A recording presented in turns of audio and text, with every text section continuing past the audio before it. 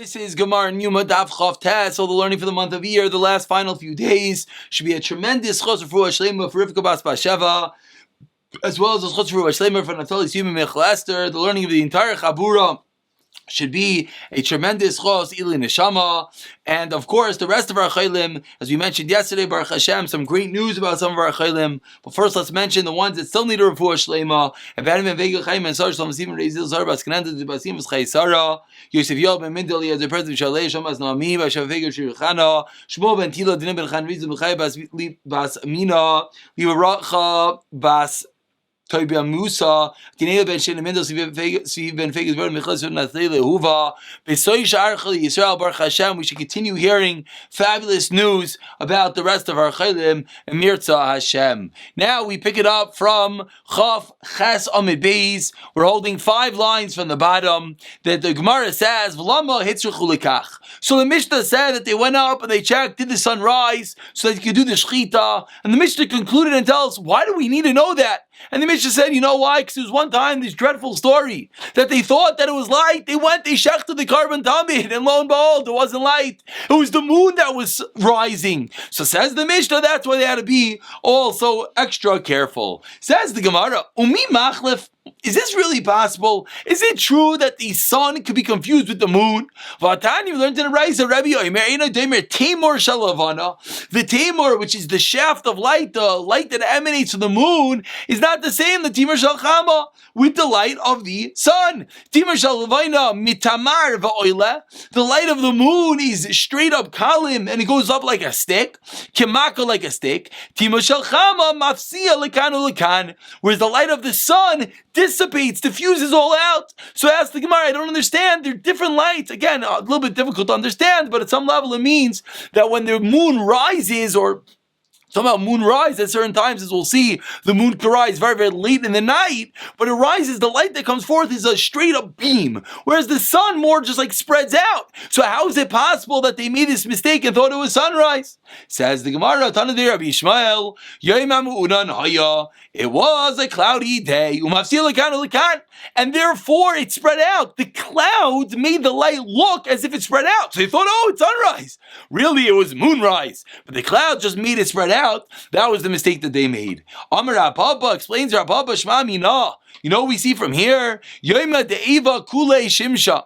Yoma de'eva, when it's a cloudy day, kulei shimsha. You feel the sun everywhere. You feel the sun everywhere because the clouds spread it out. Lamay nafkamina. What's the difference? Says the Gemara, 2 nafkaminas. Number 1, l'shatuche oyros, that if you want to heat up, you want to dry out your hides, you are able to. And number 2, inami l'chadar shrava, like Rava explained, a woman should not knead dough on Pesach, neither in the sun or the sun from the sun. Basically, in any day, which is this cloudy, sunny day, you got to be extra careful because we're seeing here that the sun spreads out more. At some level, makes it hotter. Very interesting that the clouds making it hotter. Therefore, you have to be more careful about the dough that you need, as it might turn chametz faster. Now we learn a little bit more about the sun. Amar Rav Nachman, Zuama de Shimsha.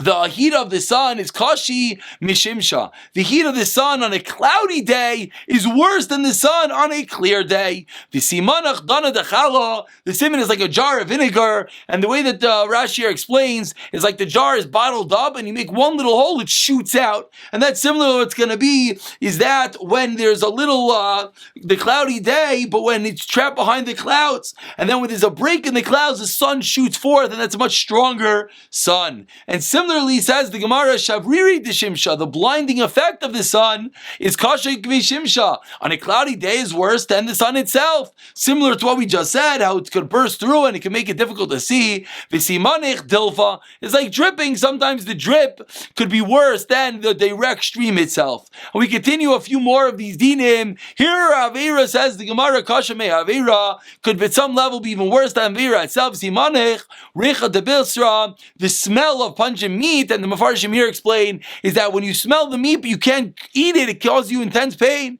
Similarly, when someone has the hira aveira, thoughts of an aveira without actually doing the aveira, causing even more pain. Perhaps it means spiritual pain. Perhaps it means when you use your brain to fantasize an aveira, it's worse than doing the aveira itself, as the brain is now being contaminated. Let's continue. Shila dekaita kashya mikaita. The end of the summer is worse than the beginning of the summer itself. Is himanech tanura shagira, and the siman is something heated up in a hot oven. And ishta desisva, on the little bit of the flip side, that the winter fever is kasha mide. I'm sorry, ishta desifsa's kasha mide kaita.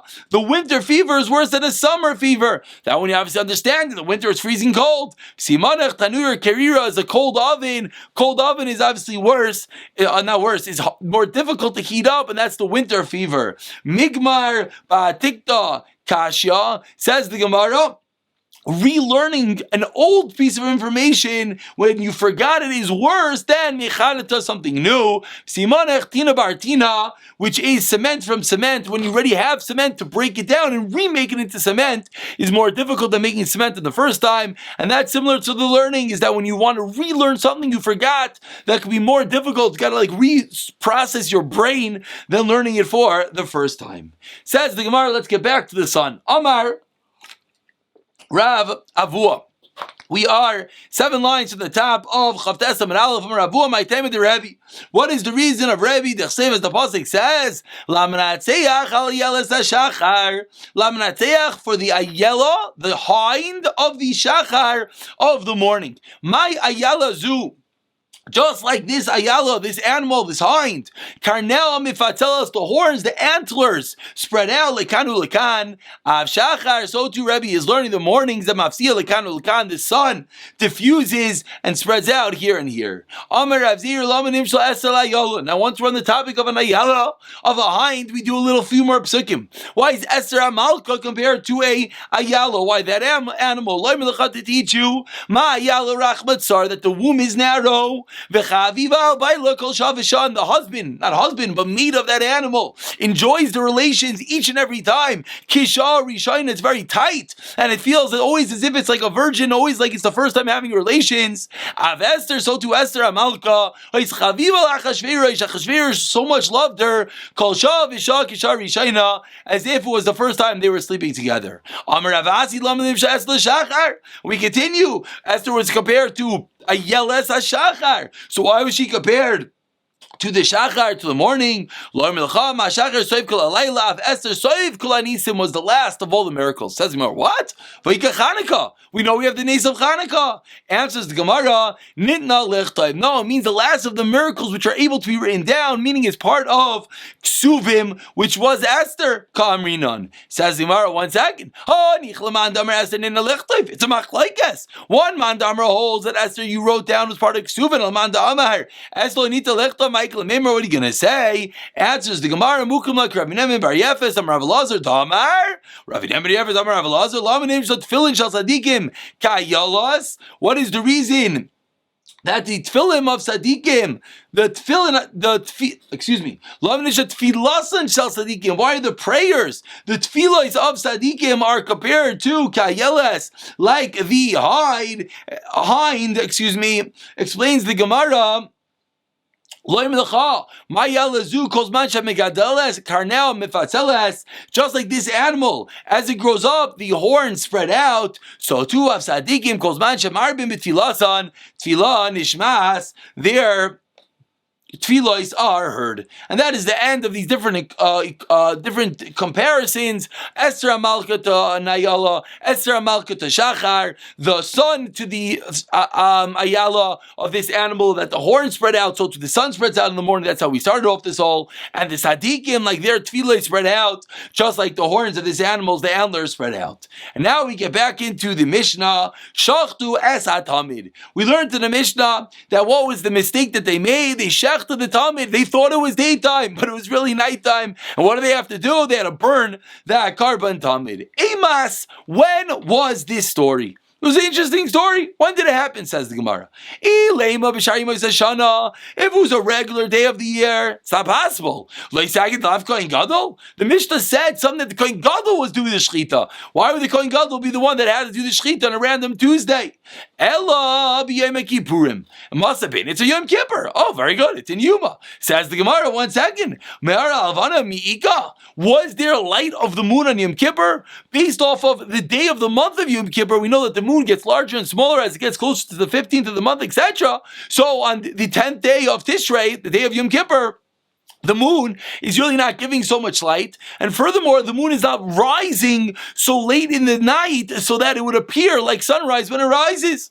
Says the Gemara, this is what it means. Ki Amar Barak on Yom Kippur. When the Skan Kohen Gadol said Barak Barkai, the morning came, Haridu Kohen Gadol based on Tefillah. Meaning, basically, we have to split the Mishnah in two. First, the Mishnah tells a story about this carbon tamid that was by accident shechted during the nighttime. That wasn't with the Kohen Gadol. Then the Mishnah continues with this whole Barak Barkai, the morning came. That was specifically with the Kohen Gadol. Why? Because that was when he had to go down to do the tefillah, to go into the mikvah. Says the Gemara, Tani Avud Rav Avin learned, Lo izu bilvad amru al af melikas oivu kmitas mincha.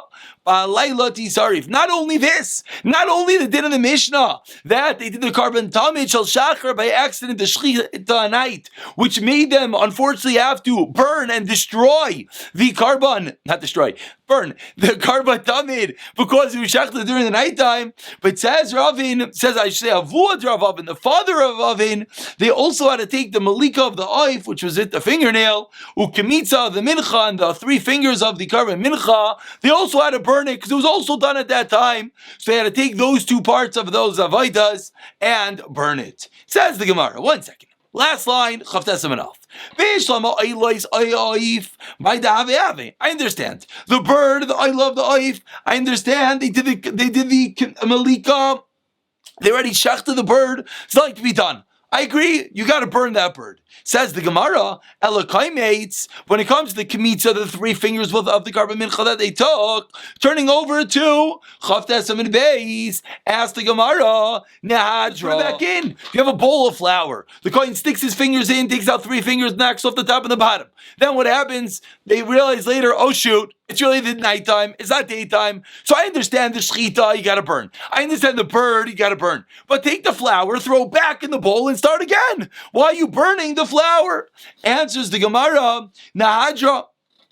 I'm sorry, it's part of the question. And then go back and do the Kemitza again. What is the reason that you, the father of Rav Avin, just taught us on the bottom of Amid Aleph that you have to burn the flour? Answers the Gemara. One more time. And they should go and do the Kemitza again during the day. Answers the Gemara.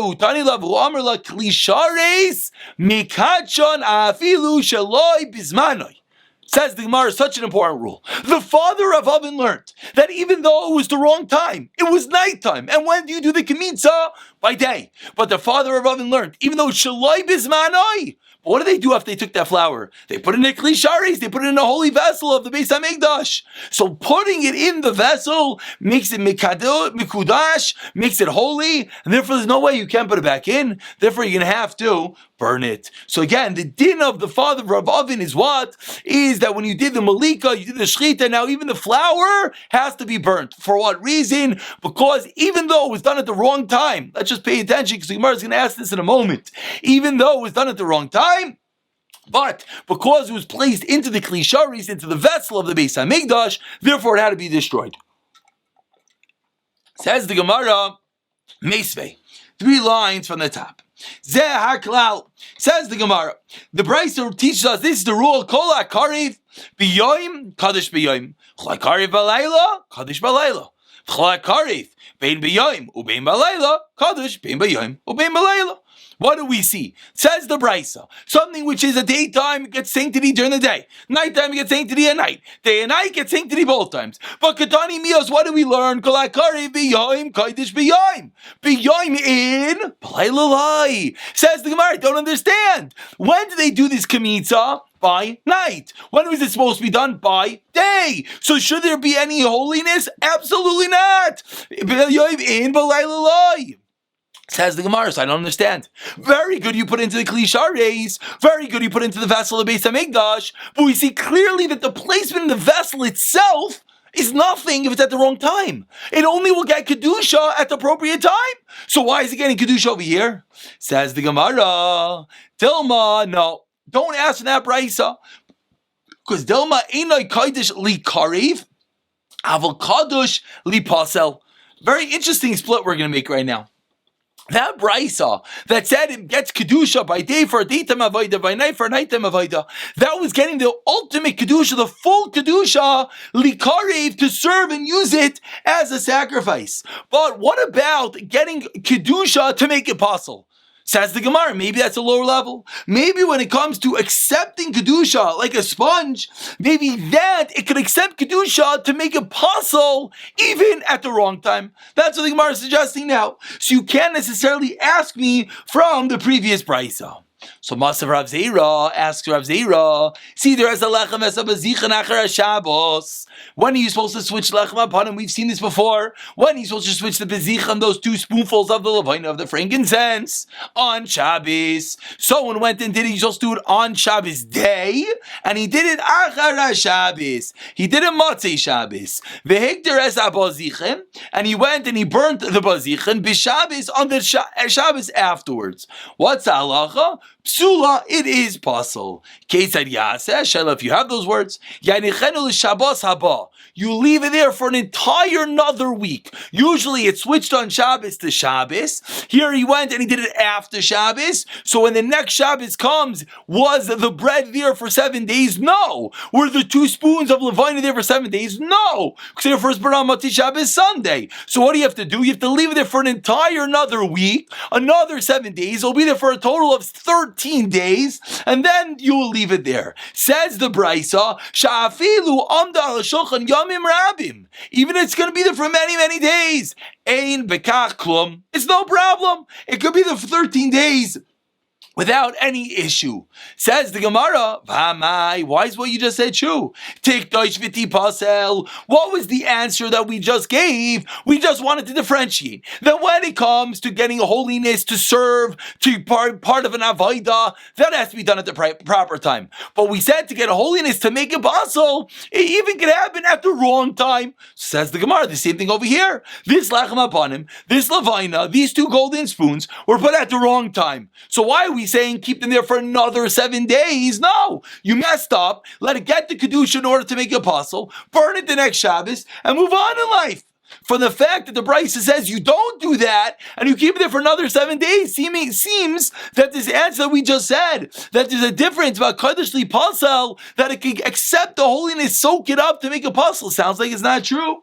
Says the Gemara, Amar Rava, so Rava answers, Man de Kamaisiv, Shaper Kamaisiv. You have a beautiful question. So what is Avud Ravavin Nami Masnita Kamar? Meaning, you're asking a very good question, but does not destroy the father of Avin. The father of Avin taught us that when you do the Malika, or when you do that Kemitza, you have to burn it. So you asked a very good question. What was the question that we asked? Let's go back. The question that we asked was that it only should be burnt if it's at the appropriate time. And here it's not, because you're doing it at nighttime. It should only be burned if it's done by the day. And the answer of it accepts holiness to burn it was also incorrect. So says the Gemara, it's true, but Avud Ravavin had a Mishnah. So now we have 2 competing Mishnahs. It wasn't just an Amayra he was quoting. It's a Mishnah, Bryce even. And therefore we have a Machlekes Tanayim. So once we have a Machlekes Tanayim, now we have to answer up what's the Machlekes? V'kasavar, Laila in Mechusar Zman,